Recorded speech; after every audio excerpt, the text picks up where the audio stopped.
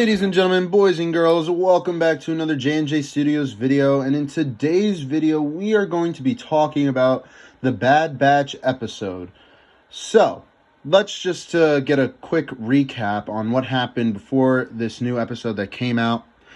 We have the Bad Batch crew go and get their new mission, and they are sent to a decommissioning droid facility to retrieve one of the strategy droids, which have memorized clone army strategies, and they're going to steal this head in order to receive more money and obviously to make their living on their planet. So, in the meantime, while they had attacked this facility and attempted to steal the head, they ran into two unexpected people who we saw in Season 7 of The Clone Wars, who were with Ahsoka, and we see that these two girls have been trying to receive the same head in order to hopefully defeat what is now the Empire, because this droid has a lot of value to it. This droid knows all of the battle plans of the clones and how to defeat them. So, while the Batch and the two girls are trying to steal this head, and they're fighting to try to get it, they finally decide to work together to realize that the police force of this facility are actually the common enemy, and they work together to fight off them by retrieving the head and actually activating some of the droids that weren't already destroyed, and the droid's head went and attacked them. So after this, at the very end, the head was destroyed, but the Bad Batch crew had actually already copied all of the information off the droid's head and put it onto a drive in which they actually gave to the girls. And at the very end of the episode, we see a clothing figure in the hologram that the girls are talking to, and we have no idea who it is. And that's where that episode leaves off. So, that leaves us with this new episode that we saw, where the Bad Batch crew head to a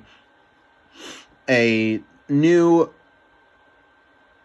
planet, which is like a junkyard, where we see all these Venators and whatnot. And we find out that the cloaked figure was actually Rex, and Rex was the one who was going to be showing them exactly this graveyard of like Venator-class Star Destroyers, and he was the one that's going to be showing everyone, meaning the Bad Batch crew, how to actually remove their inhibitor chips, because Rex sees how Wrecker is starting to act up and how he's talking about his headache and things like that, and Rex actually says, "You guys haven't removed your inhibitor chips yet?" And he seems a little surprised, but they were like, they told them that they weren't working, that because of their biological enhancements, that that their chips were not working. So instead, Rex decides to go to bring them to this Venator-class graveyard, Venator-class Star Destroyer graveyard, where they can actually remove their inhibitor chips and be able to not have to worry about them activating. So on their way into the Venator-class Star Destroyer, they make it to the med bay, which is obviously a recall to when Rex got his inhibitor chip removed by with the help of Ahsoka. And we see, as soon as Wrecker is about to get onto the operating table to get his inhibitor chip removed, his inhibitor chip activates. And in this instance, we see Wrecker starting to attack everyone. He attacks, the rest of the Bad Batch crew. He attacks Rex. He attacks Omega. But obviously, eventually, the Bad Batch crew are able to get him under control. We see Rex tase him, and they get every single one of the Bad Batch crew's inhibitor chips out. And that's where we leave off. We see Rex part ways with the Bad Batch crew, and the Bad Batch crew continues on their way.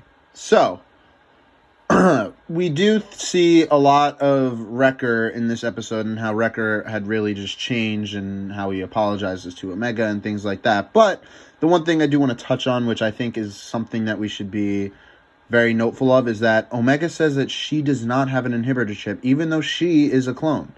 So, that leads me to think that Omega might actually have an inhibitor chip. She just doesn't know it.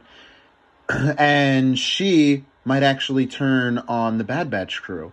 Now, this is a very outstretching theory, but I do believe that this theory is very, very, very, very, very possible, considering we have seen that even though their inhibitor chips might be defective, like the Bad Batch crews were, they can still be activated, and we've seen that with Wrecker. So Omega's possibility of having an inhibitor chip is very, very much likely.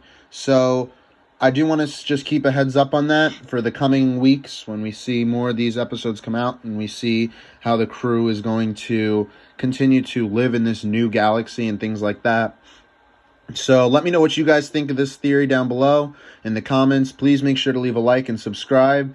And we'll see you guys all in the next video. Peace.